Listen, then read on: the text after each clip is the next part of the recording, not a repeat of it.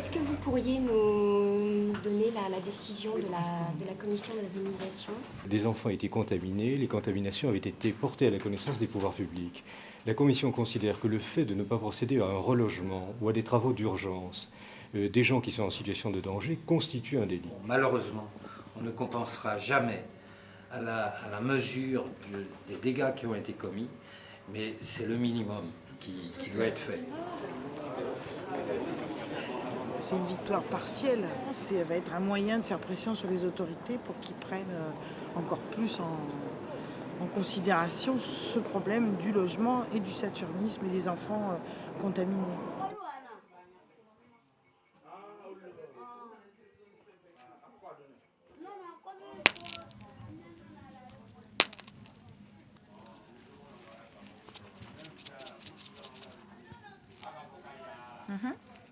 Donc là, tu as le liquide qui a cette couleur. Et normalement, quand on frotte, on arrive à voir s'il y a du plomb ou pas. S'il y a du plomb, ça devient tout rouge.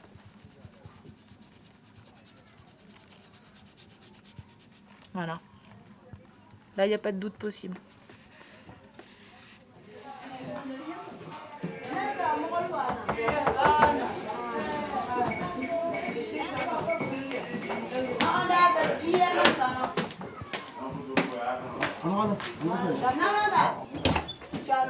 Bonjour. Bonjour.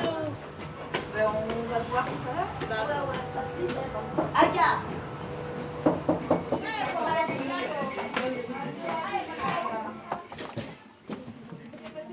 Est-ce que vous savez tous ce que c'est que le saturnisme?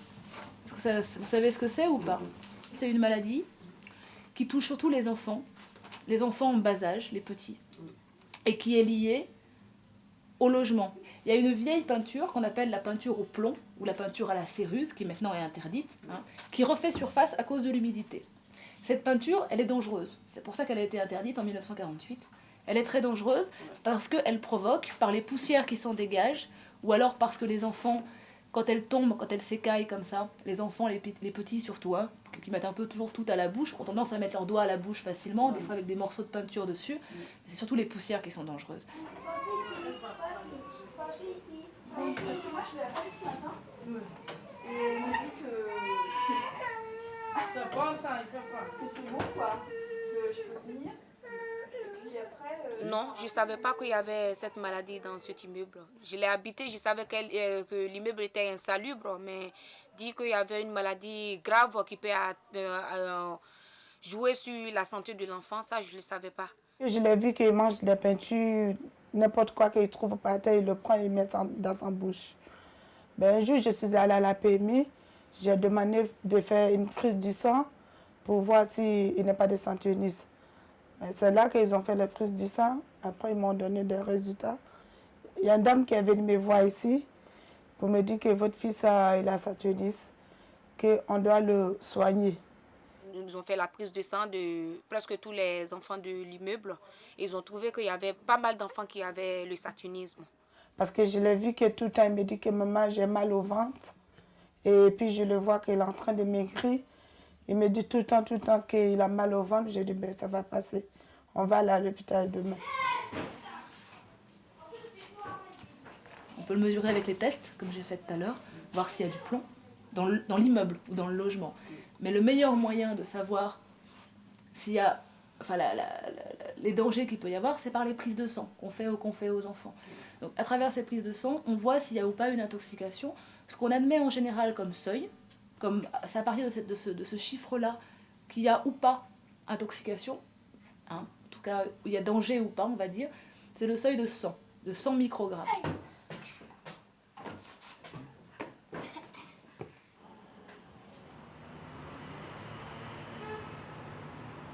Nous, ce qu'on fait, notre objectif, notre but, au niveau de l'association, c'est d'essayer de se battre pour que les familles soient relogées, sortent de l'environnement, de l'endroit où elles habitent, qui provoque la contamination des enfants.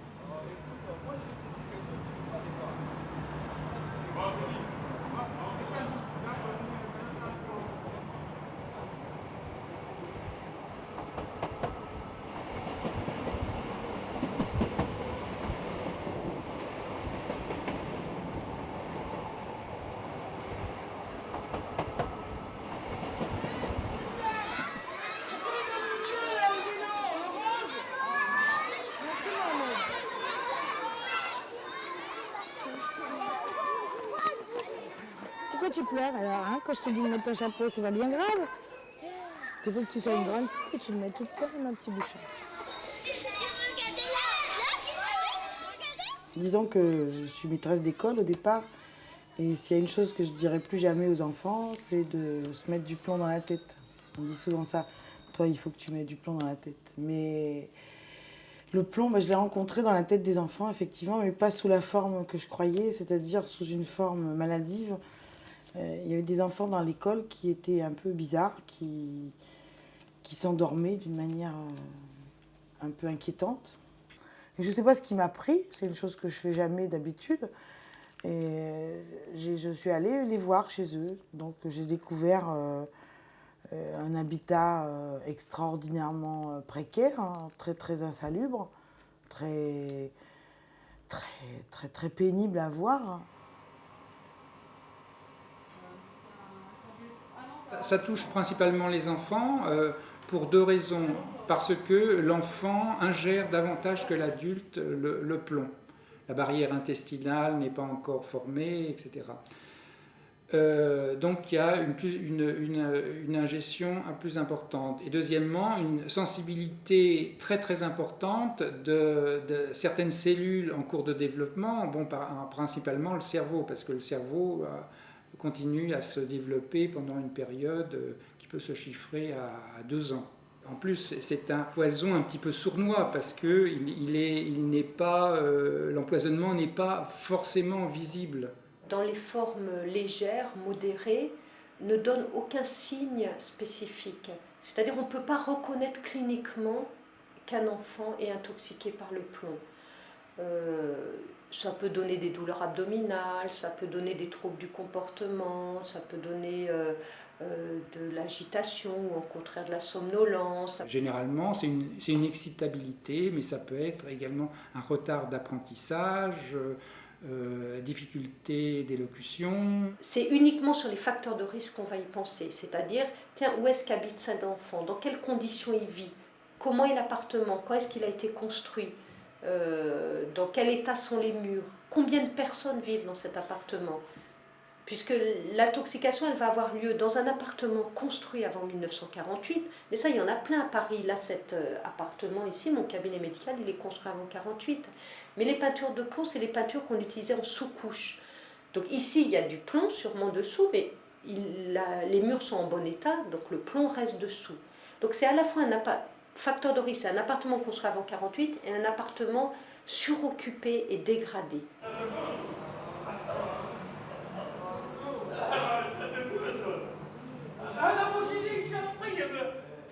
J'ai connu le moment où il y avait la rue du Rhin qui se terminait avec les familles qui étaient relogées. Bon, quand je suis arrivée, il y avait déjà... La rue du Rhin était sur la fin. Tout à fait en bas des Buttes-Chaumont, enfin vraiment à 2 pas de la mairie du 19e, à 2 pas des Buttes-Chaumont, dans un quartier qui est plutôt bourgeois par ailleurs. Donc il y avait cette espèce de verrue d'immeubles complètement plombés, peuplés du sol, du rez-de-chaussée au dernier étage de familles africaines. Tous les enfants étaient malades, pleins de plomb. Et puis la mairie de Paris avertit de tout ça. Bon, tout le monde était au courant de l'état de cet immeuble. Et donc a décidé, je ne sais par quel mystère, de faire des travaux avec les gens dedans. Nous habitons là-bas. Eux, ils font les travaux. Et en plus, ceux qui font les travaux, ils ont des combinés. De la tête, tout, du pied et puis les mains. Le masque, tout. Et nous, les enfants, ils descendent, ils remontent. Et la poussière qui rentre. C'est-à-dire que les travaux, avec la poussière que ça dégageait, ont fait augmenter le taux de plomb dans le sang des enfants, à ce moment-là. Avec l'association et nos femmes qui étaient là, nos femmes à nous, ils ont résisté en disant que le moteur là, il ne tourne pas. Ce qui s'est passé, c'est que les travaux ont été stoppés, qu'un jugement a été rendu, puisque l'affaire avait été portée devant la justice. Et donc, à partir de là, tout le monde a été relogé. Tout le monde. Comme les journaux ont beaucoup parlé de 5 du Rhin, alors là, tout le monde est venu nous voir. disant que oui, c'est pas normal, c'est pas normal. Mais déjà, le mal est fait. Le mal est fait, les enfants sont malades. Jusqu'à présent, ils sont malades. D'après le plomb, ce qu'il fait dans le cerveau de la personne. Mon fils Aboubakar et d'autres encore. Aboubakar, lui, n'a pas eu de place. Il ne peut pas s'asseoir 5 secondes ou une seconde assis, tranquille, jamais. Tu vas le poser ici, il va se mettre debout. Il faut qu'il bouge, il faut qu'il tourne.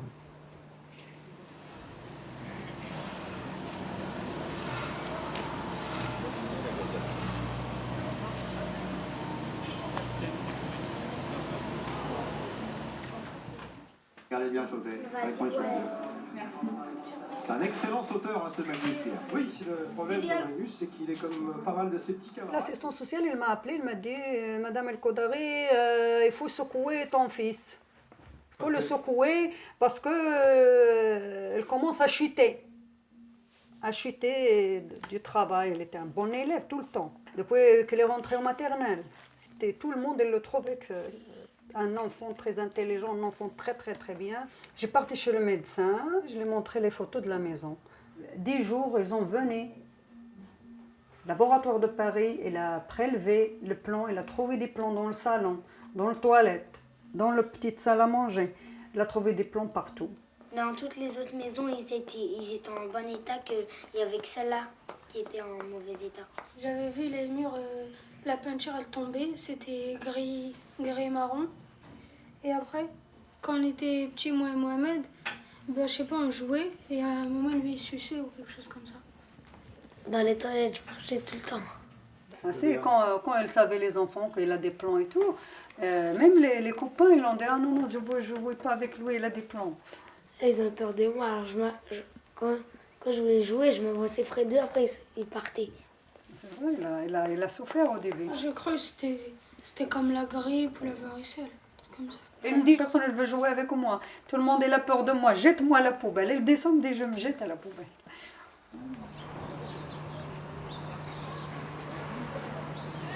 L'exposition de l'enfant commence dès sa vie in utero. Le plomb passe très très facilement la barrière placentaire et une mère qui vit dans un environnement extrêmement pollué va également exposer son fœtus. Pour savoir qu'un enfant est intoxiqué, il faut faire une prise de sang.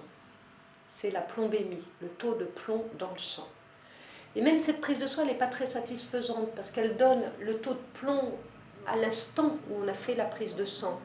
Mais elle ne donne aucune indication sur le stock de plomb qui est déjà dans l'os. C'est-à-dire si un enfant a été très intoxiqué il y a quelque temps, il peut avoir un stock de plomb très important dans l'os et une plombémie qui n'est pas très importante. A l'inverse, un enfant qui n'a jamais été intoxiqué, si il vient de manger une écaille de peinture avec du plomb, il peut avoir une plombémie très élevée alors qu'en fait il a un stock de plomb qui est minime. La plupart des métaux lourds, ce sont des poisons dits cumulatifs, c'est-à-dire qui rentrent dans l'organisme et ils n'en sortent pas. Ils vont en sortir au bout d'une vingtaine, 10, 20, 30 ans selon les auteurs, ce qui va engendrer un certain nombre de désordres en particulier sur son développement, sur son apprentissage, sur un certain nombre de paramètres cognitifs. Les intoxications graves, ça touche le système nerveux, ça touche le système cardiovasculaire, ça touche le rein, ça touche le cerveau avec possibilité d'encéphalopathie, de convulsions, ça donne des séquelles, des graves séquelles, et ça donne des décès. À Paris, il y a 2 enfants qui sont morts en 85. Ça tue le plomb. RFI, la radio du monde. Priorité santé, Colette Berthoud.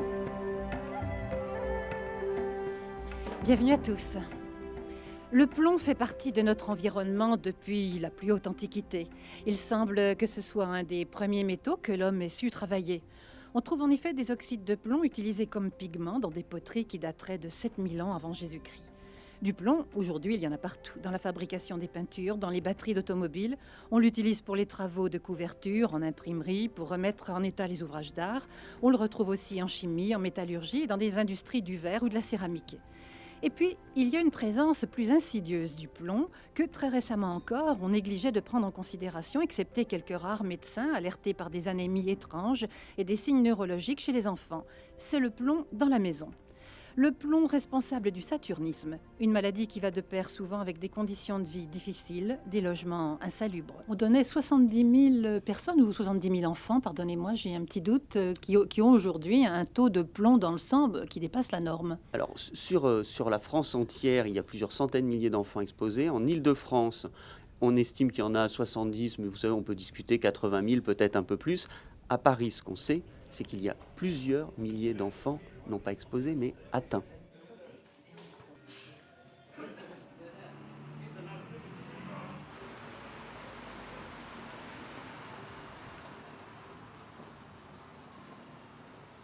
C'est le plafond qui est tombé, il s'était tombé à 4 h du matin. Heureusement, j'avais un garçon de 12 ans, il était au chaud, il a crié, il est sorti. Le plafond est tombé. Heureusement, c'était un grand garçon encore. Si c'était un tout petit, ça allait faire plus de grave, hein, parce qu'il allait mourir. On va à l'autre côté.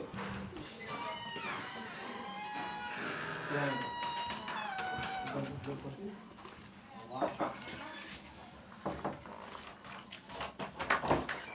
vous voyez. C'est là qu'il donne chez moi. C'est là où on était. C'est là qu'il donne. C'est ce plafond qui est tombé en premier, après l'autre côté aussi. C'est pareil. Tout le reste, on ne sait pas quand, mais tout ça va tomber. Hein. On ne sait pas quel jour, mais ça va tomber aussi.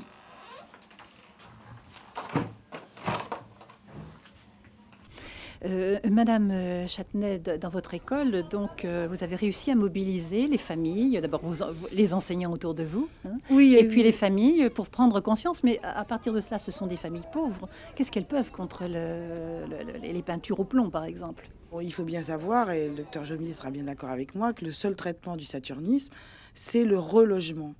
Et alors, la réhabilitation des immeubles qui méritent de l'être. 1,7 million, le nombre des logements, ça fait beaucoup de logements à trouver. Comme ce sont des familles qui n'ont pas les moyens, il faut le dire. Oui, mais c'est un peu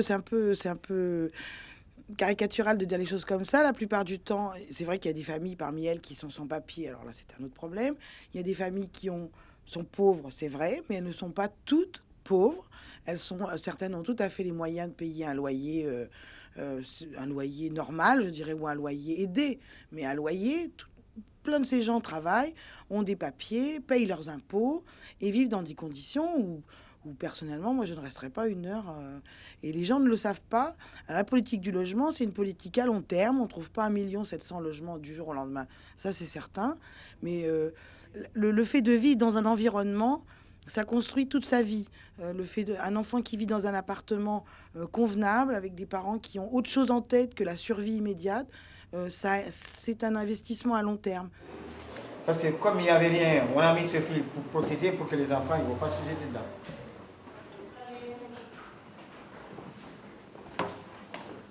Bonjour. En plus, il a fait, quand il est tombé, quand la préfecture lui a condamné à faire les travaux, c'est comme ça qu'il a fait comme travaux, c'est retombé encore. Dans la souris là. Voilà. Regarde. Voilà. La souris commence là. Voilà. Il y a plein. Dans l'escalier, partout. Tiens, amène-moi.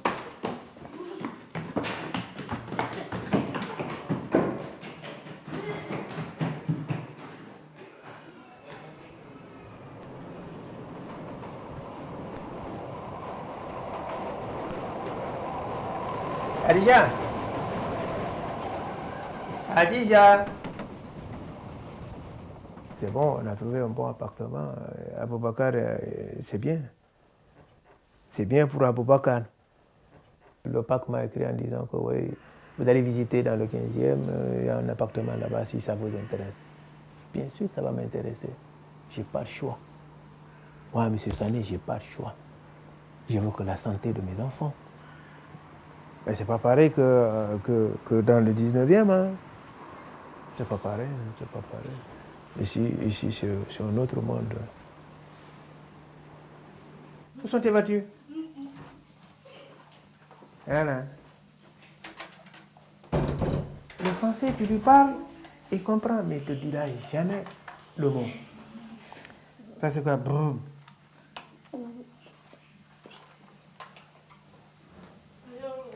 Tu sais ce qu'il cherche? Aujourd'hui, c'est samedi. Et le samedi, tous les samedis, on rentre en voiture. On va voir la dame, Madame Rodingen. Depuis qu'on a quitté dans le 19e, il est toujours à la maison, il est avec moi. Il est avec nous, il est toujours avec nous. Donc, de temps en temps, on va chez...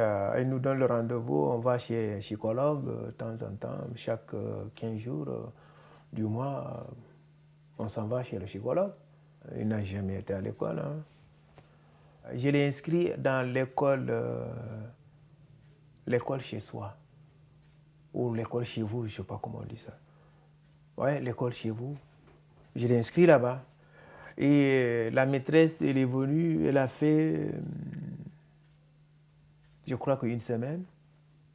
Et puis elle me dit, Monsieur Sané Aboubakar, moi je ne peux pas l'enseigner, je ne peux pas l'apprendre quelque chose. Parce que quand je lui dis fais ça, il ne fait pas, il ne m'écoute pas, il bouge. J'ai dit, madame, nous on ne peut rien faire. Et vous non plus.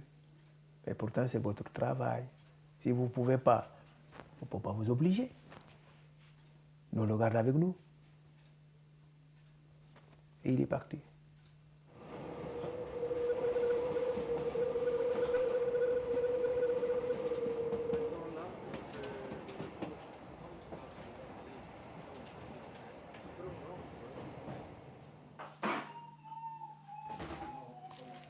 Mes enfants, ils ont été nés au 10e. J'ai resté 15 ans dans cette maison. Mais j'ai sorti de cette maison avec une maladie. 15 ans. Ils m'ont dit, vous êtes capable de faire un procès? J'ai dit oui. 2 ans toute seule, sans l'association. 12 ans. Je frappe toutes les portes, rien. Rien.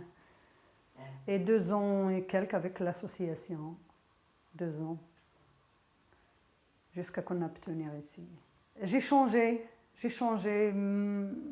un peu, j'ai changé dans tout. À cause de réfléchir comment je serai, comment cette maladie, qu'est-ce qu'elle fait cette maladie, j'étais comme une folle.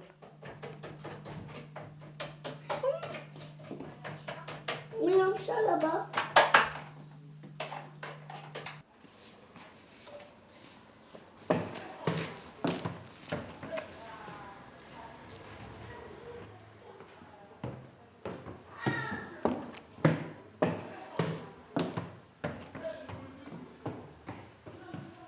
On enlève les plombs du sang pour le faire partir. On utilise un appareil qui permet de retirer une partie du plomb du sang de l'enfant. Voilà, c'est ça la chélation. Je n'ai pas vu les chiffres avant, pendant et après la chélation. Moi, j'ai que les chiffres qui ont été refaits après. Et simplement, ça a sûrement marché un petit peu. Ouais. Mais la docteur, il a dit, je peux pas les baisser. Parce que tant que s'il était là... Le plomb ne peut pas baisser dans le sang de Mohamed. Pourquoi? Parce qu'il habite toujours dans ce logement. Donc, comme il habite toujours dans le logement, toujours il avale les poussières, il respire les poussières, ça va dans son sang. Et donc, on ne peut rien faire d'autre que de le sortir de ce logement pour qu'il s'intoxique plus. Moi, avant de Hawa qui est parti à l'école, Hawa, il a des plombs. Oui. Il a des plombs. Mais maintenant, Hawa, ça a diminué. Parce que pourquoi ça a diminué? Parce qu'il n'est pas passé toute la journée ici. Il a mangé des cantines, il est passé de toute la journée à l'école. Mais ma mère, il ne bougeait pas avec moi. Nous, même moi, peut-être moi, par exemple, peut-être moi aussi j'ai des plombs. Celle de l'assistance publique, elle est venue, elle a fait un rapport, et pourtant depuis, il ne s'est rien passé. Elle a dit que vraiment, le logement, elle-même, il est père. parce qu'elle attend des soigner de ma mère, il y a Sourou qui est sorti partout. Bon, la dame, il a crié. Elle a dit, mais c'est quoi, madame Fofana? Ah ouais, j'ai dit, c'est des Sourou. J'ai dit, nous, on est comme ça ici. Hein. Elle a dit, c'est vrai. Même la nuit, j'ai dit, la nuit. C'est des rats. La nuit, c'est vrai, la nuit. Il monte dessus ce qu'elle dit. J'ai dit, la nuit. Moi, j'ai fait comme ça, ma mère, pour qu'il ne croquait pas. Il a dit, madame Fofana. Depuis ça, elle n'est pas venue. Hein. Oui, moi j'en ai déjà vu plein, surtout dans la cour. Les rats ils se lavent là-bas. En plus, un jour, il y avait un rat qui restait comme ça devant nous. On voulait passer, tellement il y avait plein de rats, on ne pouvait même pas passer. Il y en avait 8 ou 9, on ne pouvait même pas passer. Ah non, hein, pas la piqûre. Non, vous ne faites pas le coup de la piqûre. Après, ils ont peur de moi quand j'arrive. Ils sautent. Elle a dit que tu es gentil, voilà. Et puis qu'il part. C'est comme si vous aviez un enfant intoxiqué par l'oxyde de carbone, c'est-à-dire les enfants, une machine à gaz dans une salle de bain qui ne fonctionne pas. Vous récupérez un enfant ou un adulte dans le coma parce qu'il s'est intoxiqué au monoxyde de carbone, vous le mettez en caisson, vous le soignez, vous le retapez, et après vous le remettez dans la salle de bain en laissant le monoxyde de carbone sortir. Le médecin qui ferait ça, ou l'être humain qui ferait ça, on lui dirait stop, vous raisonnez pas bien là, on va d'abord fermer le gaz avant de remettre la personne dans... Et bien pour le saturnisme, c'est ce qu'on a fait. Madame Fofana est partie. Donc hier matin, il y a eu le déménagement à 10h30 organisé par Pour Loger. Donc elle et ses 6 enfants ont été relogés dans le 11e arrondissement. Pour l'instant, il n'y a qu'elle qui est partie. Mais à terme, il y aura 31 familles qui vont sortir. Donc tu vois, ils ont posé les parpaings immédiatement pour éviter que quelqu'un revienne. Moi j'espère personne, parce que sinon c'est de nouveau des intoxications. Et les enfants, ils étaient contents? Les enfants étaient ravis, ils sautaient dans tous les sens. Moi-même.